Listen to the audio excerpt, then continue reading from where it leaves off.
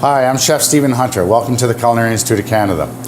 It's asparagus season, so today we're going to roast some asparagus with prosciutto, some single source extra virgin olive oil, and some lemon infused white balsamic. We're going to start with some single source extra virgin olive oil. It's going to give it a nice flavor.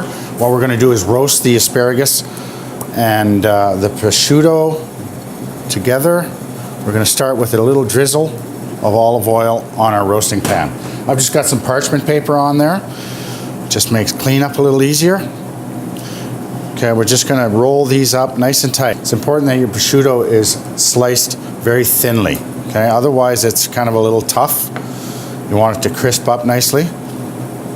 So we're just going to have nice thin slices and just roll the asparagus in that. Very simple.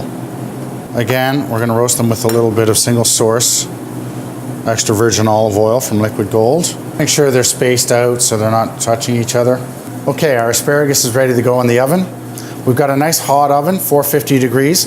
That's going to crisp up the prosciutto without overcooking the asparagus. Okay, a little bit of pepper on there, olive oil.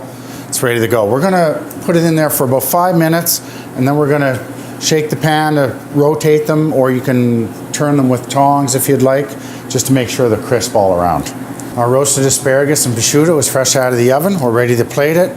Today we're serving it with a really nice halibut roulade. It's got a little bit of scallop mousseline in the center and some boiled baby red potatoes that are tossed with a little bit of herb infused olive oil.